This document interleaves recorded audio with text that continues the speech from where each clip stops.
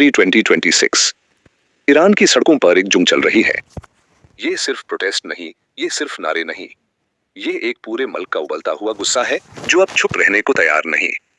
एक तरफ आम लोग हैं, स्टूडेंट्स, वर्कर्स, माँ बाप, जिनके पास खो देने को कुछ नहीं बचा। दूसरी तरफ एक ऐसी रिजीम में है जो अपनी कुर्सी बचाने के लिए हर हद पार कर सकती है। यह सब शुरू हुआ इकोनॉमी से। रियाल की वैल्यू गिरी, महंगाई बढ़ी, रोजमर्रा की जिंदगी मुश्किल होती चली गई। लेकिन जो गुस्सा पैसे से शुरू हुआ था वो अब बदल चुका है। अब ये रोती की नहीं, आजादी की लड़ाई बन चुकी है। मार्क बार डिक्टेटर, ये सिर्फ एक स्लोगन नहीं, ये एक चैलेंज है। तेहरान से कुर्दिस्तान तक सड़कों पर एक ही आवाज गूंज रही है।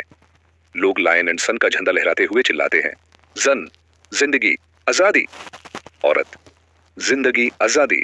लेकिन जब आवाज ज्यादा तेज हो जाती है तो रिजीम का जवाब खामोशी नहीं होता। सिक्योरिटी फोर्सेस डिप्लॉय होती हैं, IRGC और बसेज सड़कों पर आ जाते हैं। शहर शहर टेंशन, हर गली में दार। हॉस्पिटल्स पर प्रेशर बढ़ता जा रहा है। रिपोर्ट्स आ रही हैं, लेकिन सच क्लियर नहीं। नंबर्स को लेकर कंफ्यूजन है, अफवाहें हैं, और सबसे बड़ी बात, पूरा मुल्क डिजिटल अंधेरे में चला गया है। Internet band. ईरान दुनिया से कट हो चुका है। सिर्फ कुछ लीक्ड वीडियोस, कुछ आवाजें, कुछ तस्वीरें जो छुप छुप कर बाहर आ रही हैं। इन्हीं क्लिप्स में खून भी है, चीखें भी, और साथ ही उम्मीद की चिंगारी भी। और फिर ग्लोबल पॉलिटिक्स एंट्री लेती है। अमेरिका से एक स्टेटमेंट आता है, locked and loaded. Gulf region में मूवमेंट की बातें हो रही हैं, प्रेशर बिल्ड हो रहा है। मैसेज इनडायरेक्ट है लेकिन क्लियर। ईरान का जवाब भी तेज है।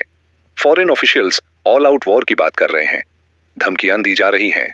अब ये सिर्फ ईरान का इंटरनल मैटर नहीं रहा, ये 1979 के बाद रिजीम के लिए सबसे बड़ा चैलेंज बना जा रहा है।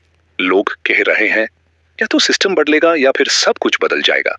लेकिन सबसे बड़ा सवाल अभी भी जिंदा है, कितना और खून बहेंगे? क्या अमेरिका सच में एक्शन लेगा या सिर्फ बयान देता रहेगा?